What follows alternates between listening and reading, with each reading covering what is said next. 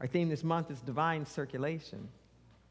And our topic today is the power to empower. The power to empower.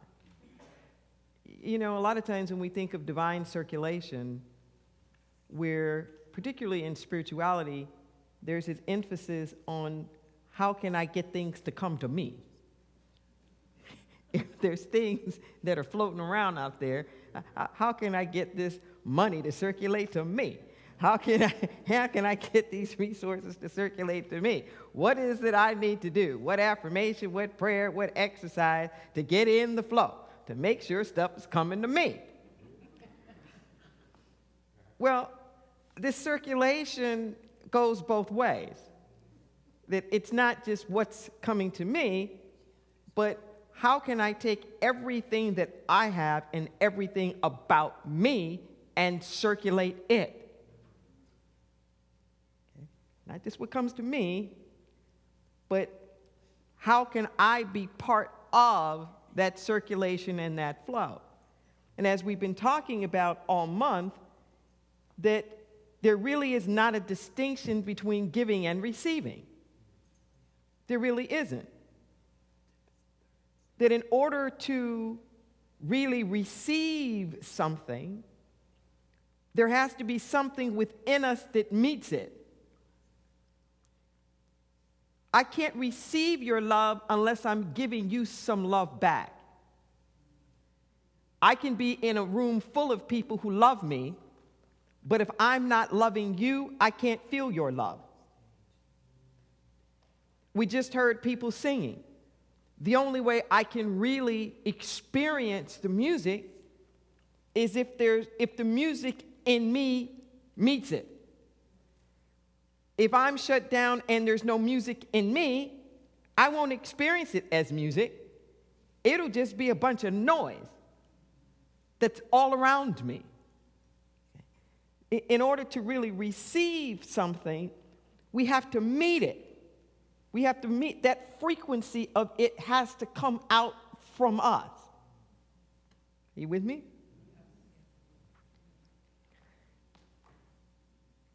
So here's the thing, is that there is a constant exchange going on all the time. A constant exchange. If we were to take just germs,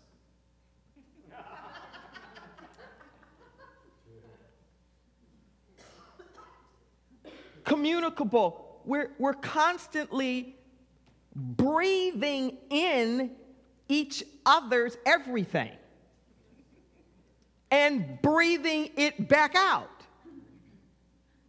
Are you with me? There's this circulation that's happening all the time. You don't have your own air. You don't have your own atmosphere.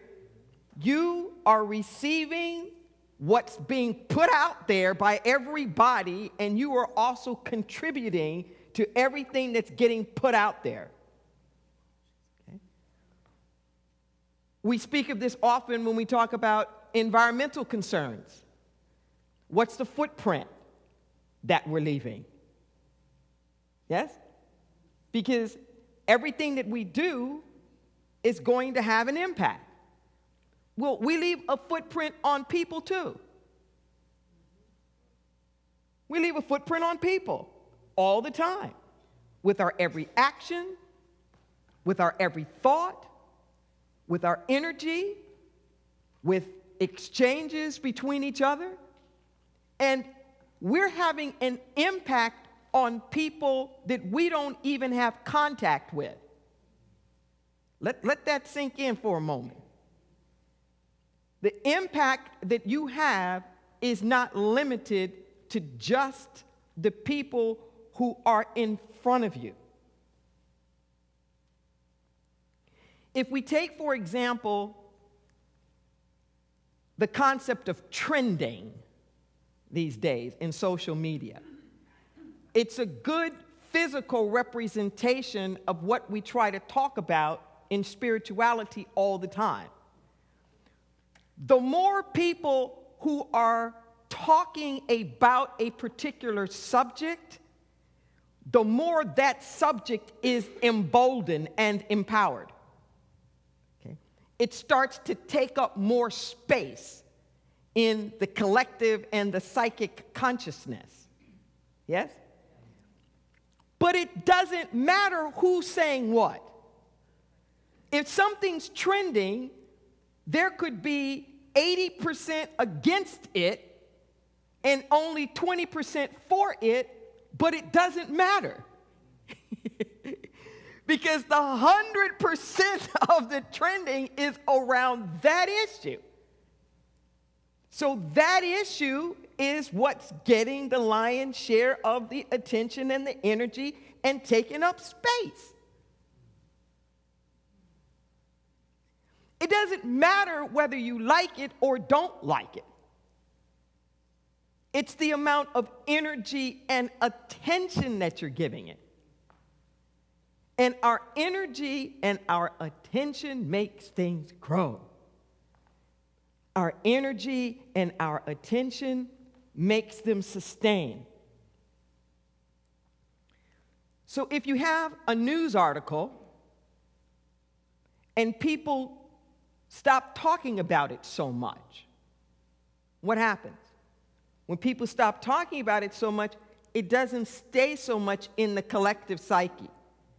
There's not a lot of energy that's being given to it.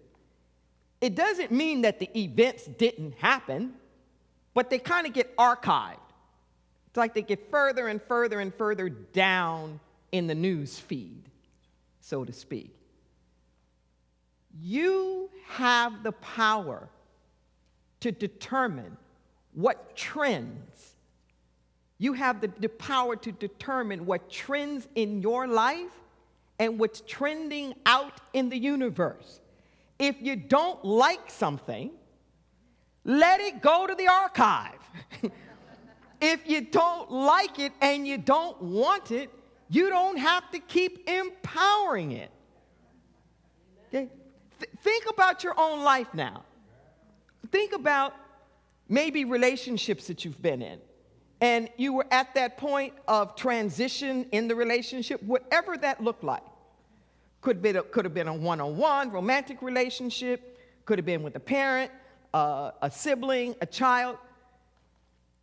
That in order to really shift the relationship, at some point you had to quit going over the story. Yes?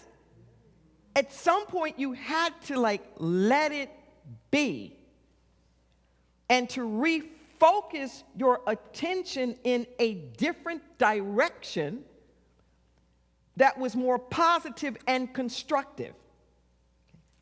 I'm not saying ignore things and act like they don't exist.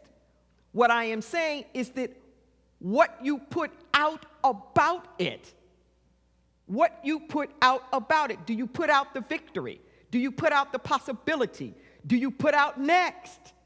That we're evolving on or we're going on? Are you putting out a healing message?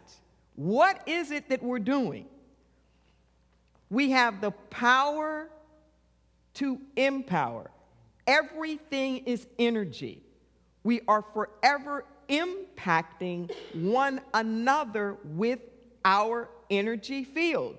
Your energy is not something that stays within your body. It's not. If you walk into a room and there's an argument that's going on between two people, but they're not saying anything, technically speaking, there's silence, but there's a fight going on, don't you feel that fight? You feel that fight when you walk in the room. Similarly, if there's love and goodwill and peace, don't you feel that? And aren't you impacted by that?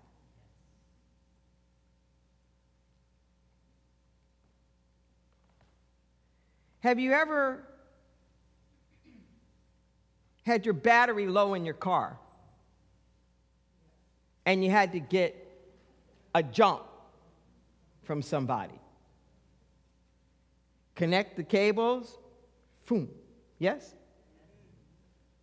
That's what we do with each other all the time. That's what we do with our prayers. That's what we do with love. That's what we do with connection. You just need to be really careful who you hook your cables up to.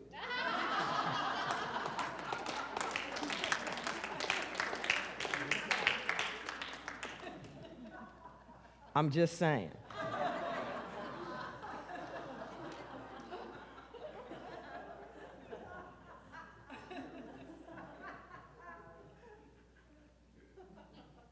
If you're going to allow yourself to be recharged and fueled up and energized by something,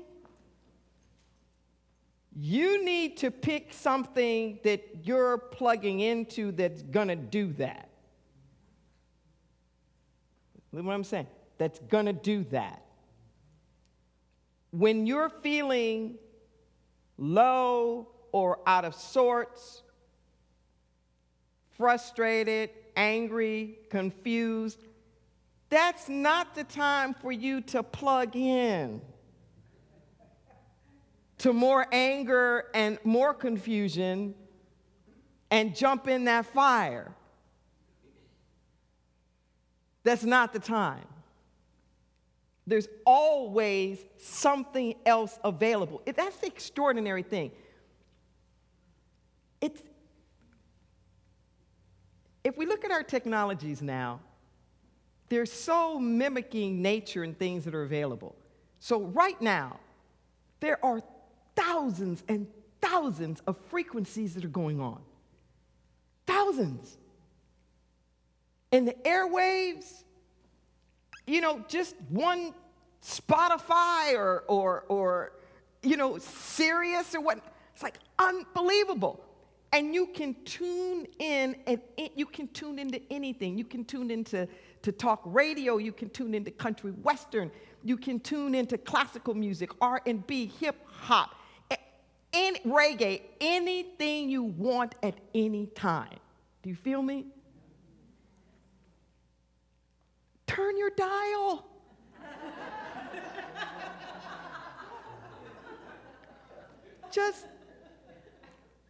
Why is there all this country western music? Oh my God, when are these country western people going to stop making all these country western music? Just boom. Just click the button. Turn the dial. Turn the dial. There's always a frequency that is a match to where you want to be. Always. Always. And what you do with your energy, it's not kept within the room. It's not kept within the room. Your energy goes out there. We have the power to empower. Empower. Webster's. Take a breath. To enable. We've come to think of that as a bad thing because we use it so much in the context of codependency and recovery. But what does it really mean to enable? Enabling is a good thing when it is done positively. To enable. To give someone or something the authority or the means to do something. To give them the authority or the means to do it. To empower. To promote the self-actualization or the influence of. When you empower something, you help it become more self-actualized. You help it to become more influential. To empower, to make someone stronger or more confident. To empower, to make someone stronger or more confident, especially in controlling their life and claiming their rights.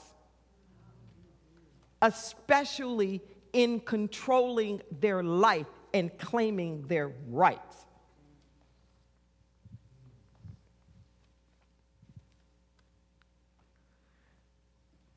Over the past couple of days, I've been doing some social justice work and trainings at East West Bookstore in Mountain View.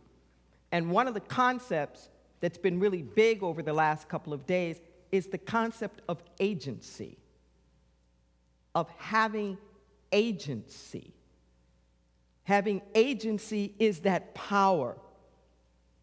It is the capacity to be able to make decisions, to be able to have a say over your own life. To have agency is to be able to be responsible and to be able to respond. We all have agency. Let that sink in. Too often we feel powerless, like I'm powerless over the circumstances and the conditions. But we have been born with agency. In the book of Romans, it says, God has not given us a spirit, King James Version says fear. But it's really timidity. It's fear in the sense of cowardice. That God has not given us a spirit of timidity or cowardice. But we have been given a spirit of power, of love. The King James Version says, and sound mind. But more literally, it would be self-discipline. Agency over one's own self and one's actions. This word power, the earliest documents we have of the New Testament in which we find the book of Romans is actually in Greek. And that's one of my favorite Greek words in the Bible for power. It's dunamis. Dunamis. And this power is not about the power over anything. It's about the pure capacity to do. Let that sink in. We have been given a pure capacity. That's extraordinary. And we forget that. But any healing techniques, any 12-step program you go into, any recovery program you go to, in the prison work that we do, we're trying to get each other to tap into our innate dunamis. Your dunamis that you can't squander away in drugs and alcohol and bad decisions and gluttony and all of the other stuff, nor can it be taken away from you by racism or sexism or molestation or divorce or any of that other kind of stuff. You've been given the spirit of it. The spirit, it's in us. It's who we are. The spirit of this power and of love, the agapeo love. The spirit of the connectedness with everybody and everything. And the self-discipline, the ability to control yourself. I don't care what people are trying to do to you. You have the capacity and the ability to determine your own experience. I'm always talking about the men in prison. They really, really, really helped me to see this. That it doesn't matter what people are doing to you. Where you live is in your heart and your mind. That's where you live. The power that you're looking for can never come from the outside. But what we can do is empower people to find their own. Do you feel the difference in that? I can't give you my artistic talent.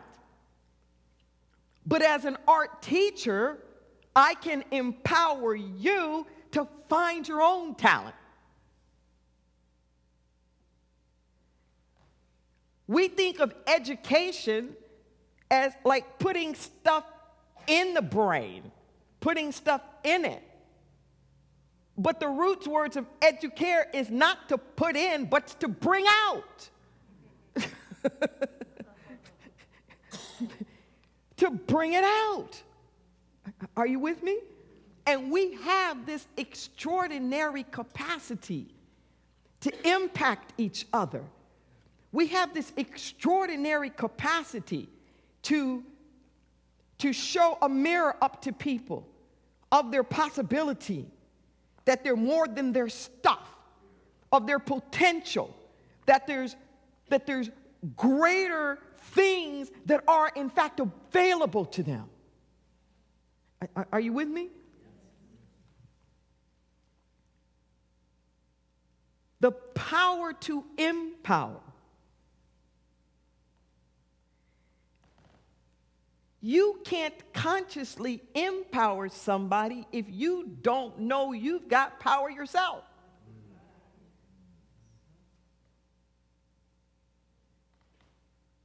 You have to stand in your power to be able to empower. Power is not a bad thing. When we talk of power from the spiritual standpoint, we're not talking about power over. We're talking about the power within, the pure capacity to be and to do. In Scripture, it will often talk about the difference between the letter of something and the spirit of it. Jesus would talk about the letter of the law versus the spirit of the law.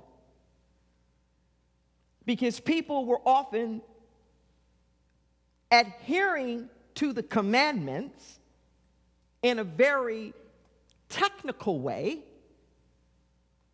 but he was often saying to them, but you're not really living the spirit of it. So in the 10 Commandments that were given to Moses on the sojourn out of Egypt to the quote-unquote promised land on the Exodus journey, 40 years in the desert,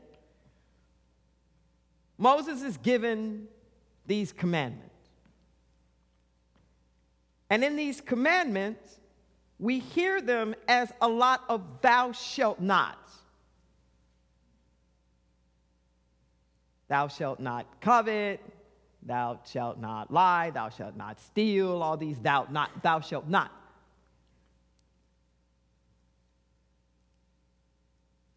But it really wasn't so much about the thou shalt not.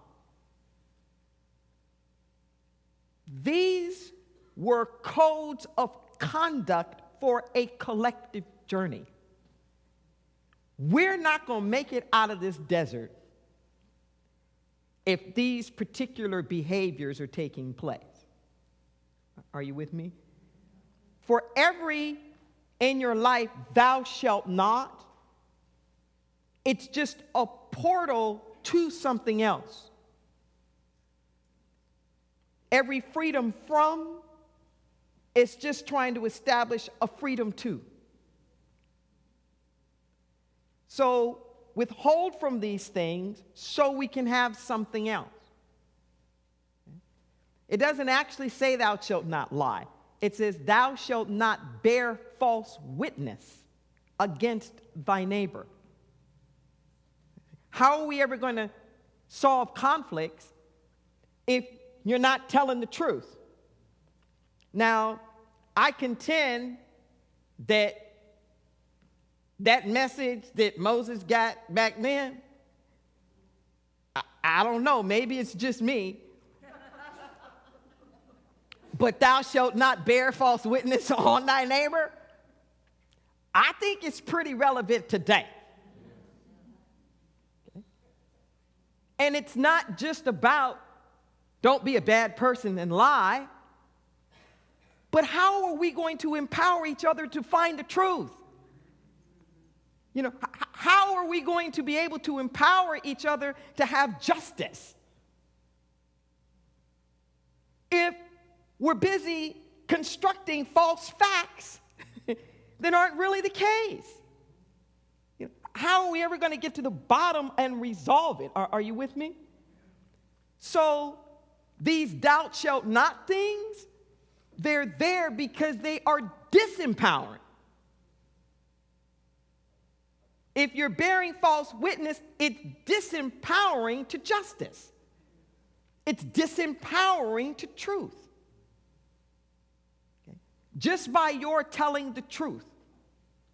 You don't have to be the judge, you don't have to be the jury, but don't obstruct justice. By constructing your version of whatever for whatever reason. It says, technically, it doesn't say thou shalt not murder. It doesn't say thou shalt not kill. It says thou shalt not murder. And murder is like a special category. Okay? Murder implies an intentionality to bring harm. It doesn't, and I'm not saying a value judgment about it. I'm just saying from a historical context. It doesn't prohibit war. It doesn't prohibit self-defense. But it's like, don't go out and deliberately kill people for your own personal whatever. Don't do that. But Jesus comes around and says, that's not quite good enough, because he understands everything's consciousness and energy.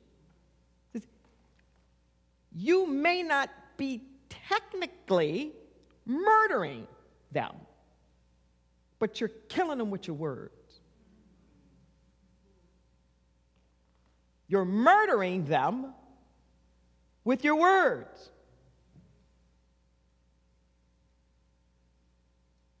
I have never seen such massive assassination as what's going on in the world right now, particularly in the United States. We classify a mass shooting as 4 or more people being shot or injured at the same time. For over a decade, we average more mass shootings than there are days in the year. They just don't all get publicized. Okay. That's with real bullets. But if you include all the shootings, so to speak, on an energetic level, particularly with our words, wow.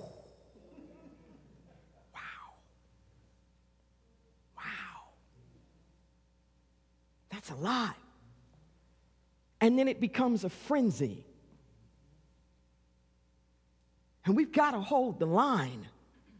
I'm telling you. There's an energetic sucking down.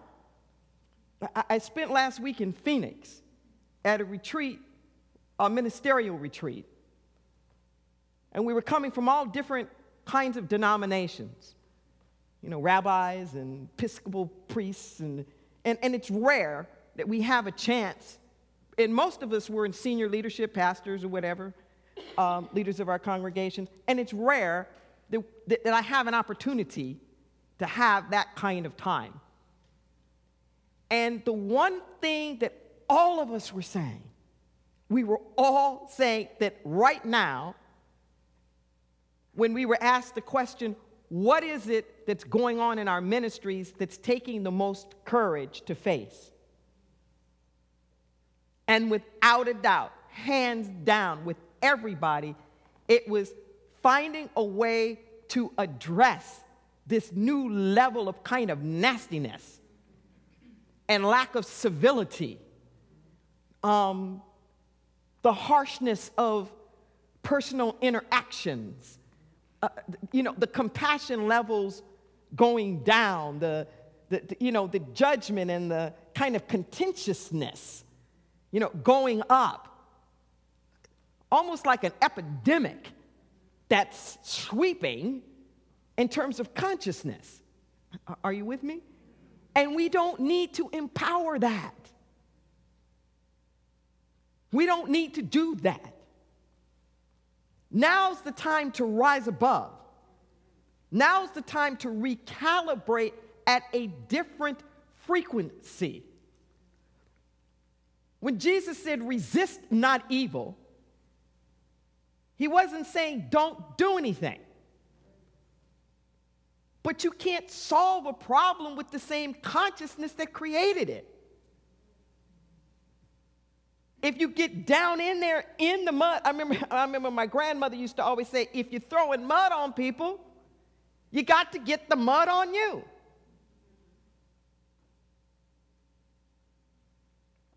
There's no difference between the micro and the macro. What's going on in our hearts is what gets projected out in the world.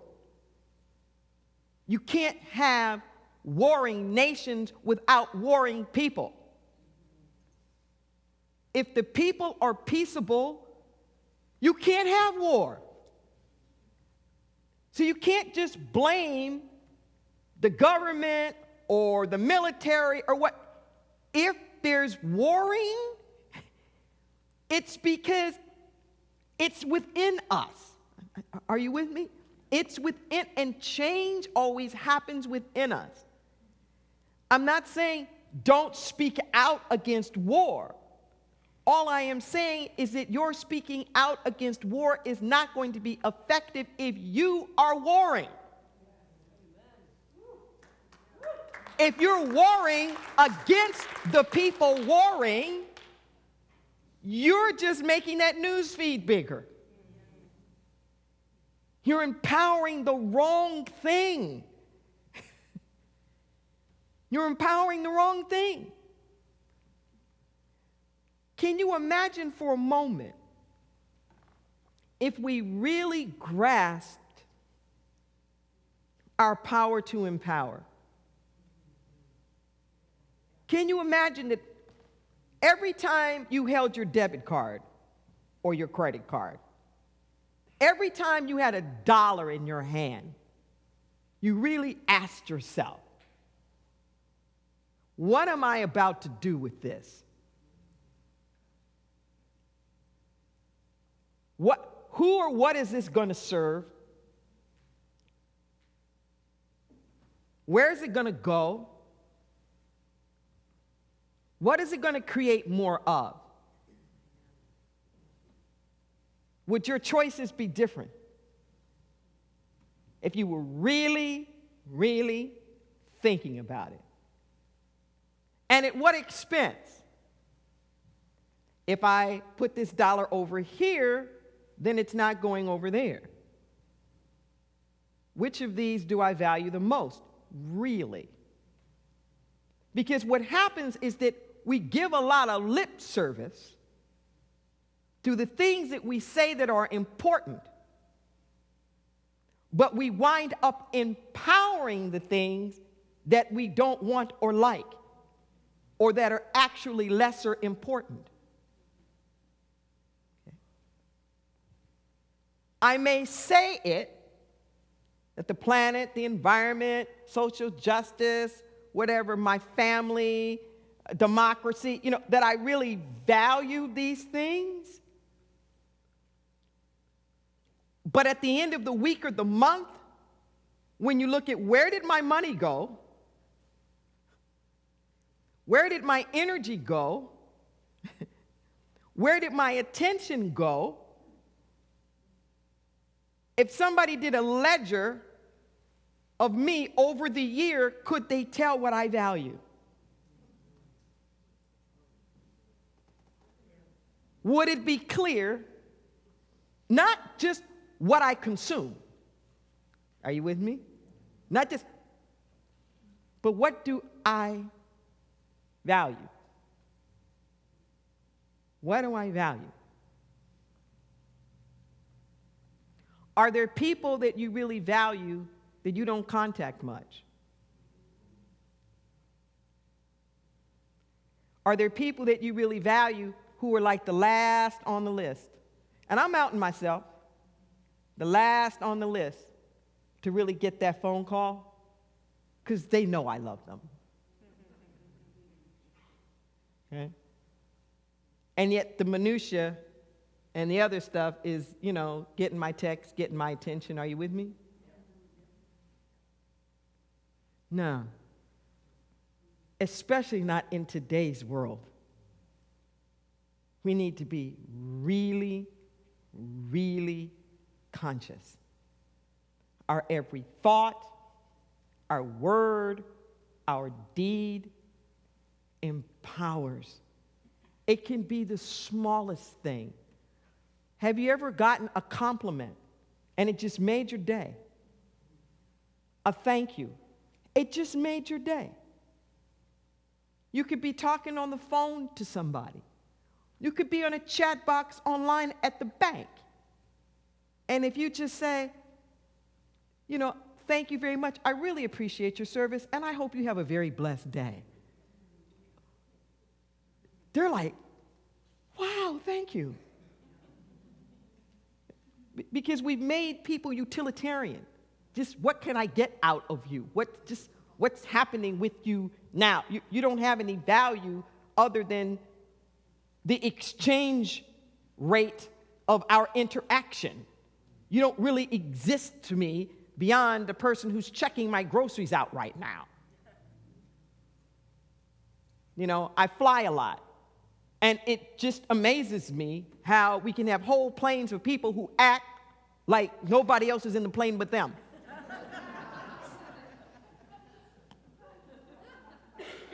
You're like, ding! You land, ding! Planes are so quiet these days. They used to be noisy. People used to be talking to each other all the time.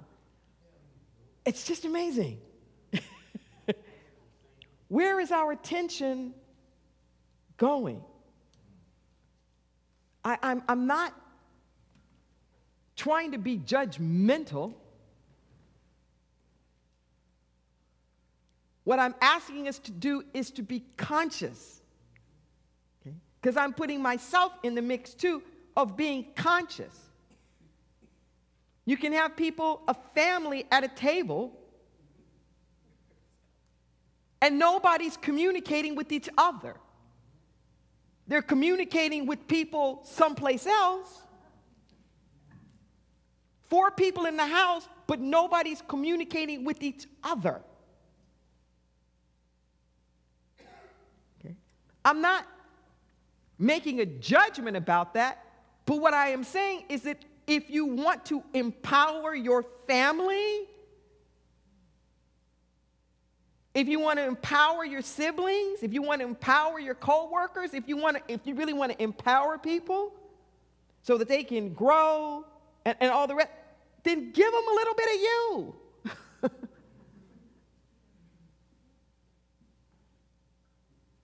Then just give them a little bit of you. I was saddened the other day when I saw a PSA, a public service announcement, that was trying to train people how to be present with their children. How to really have the conversation with them, not while you're looking at the screen or doing it, but to really just be there with them. Are you with me? And what a difference it makes. What a difference it makes, how we can empower each other with just a little, even just with our money and our resources. We think, well, I don't have a lot of money. I have a discerning spirit. And I can't say that it's always right. But when I'm giving money to somebody on the street who's asking for money, or maybe they're not, it's like I have this discerning spirit. I don't know about you.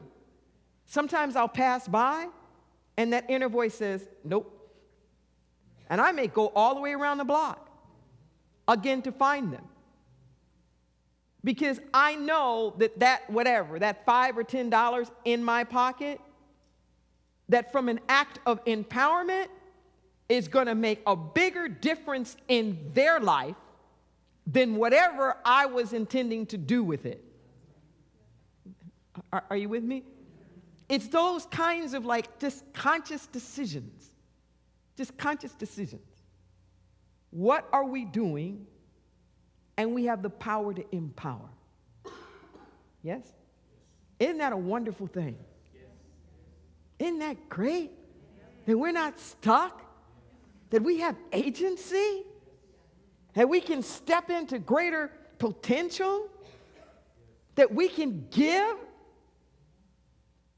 We can give.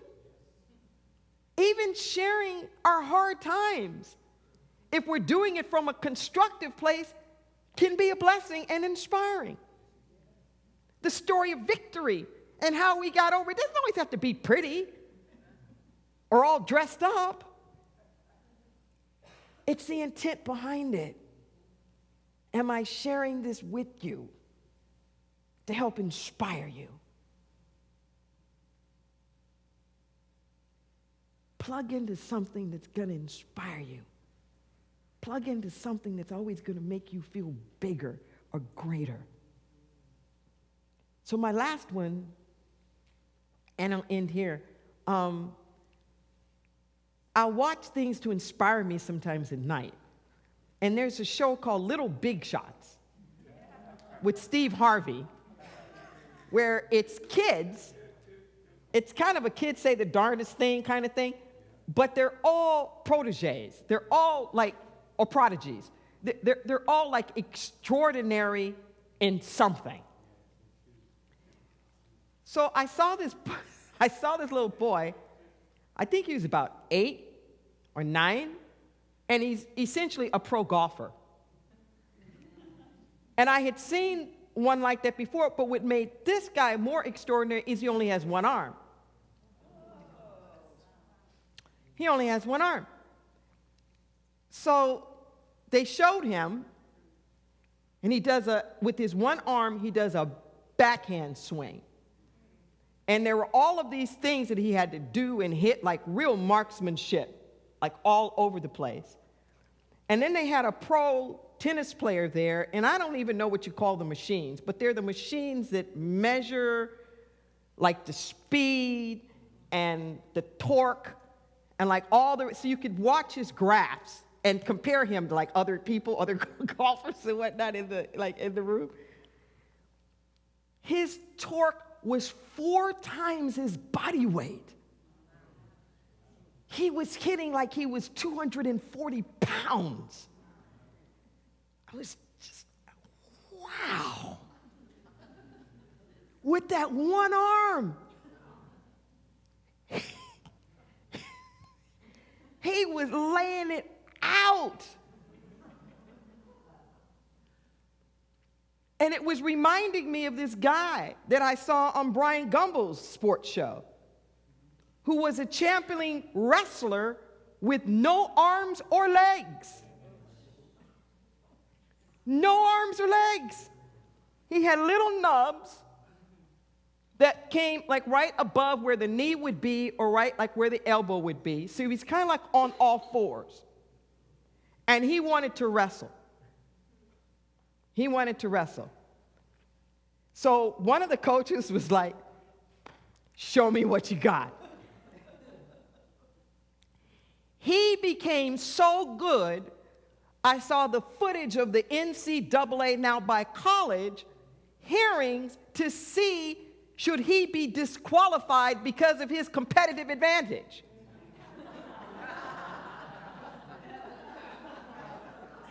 He was like this. He was on the floor. And just like a stomp, a handsome guy too, just like a tree stomp.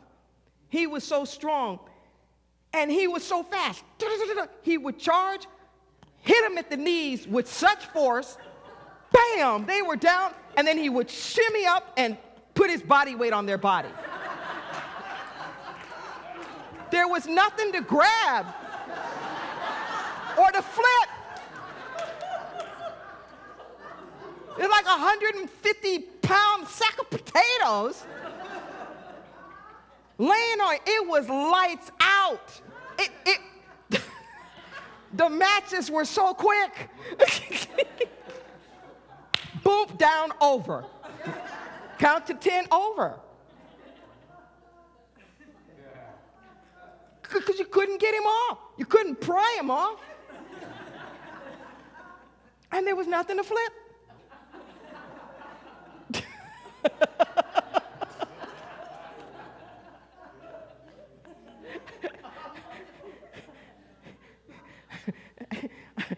I'm saying this to say we all have agency. And if we get off all the stories about like what we don't have, and just tune in to that inner voice, you will find yourself capable of doing things that to the outer world would seem impossible for you to ever be able to do.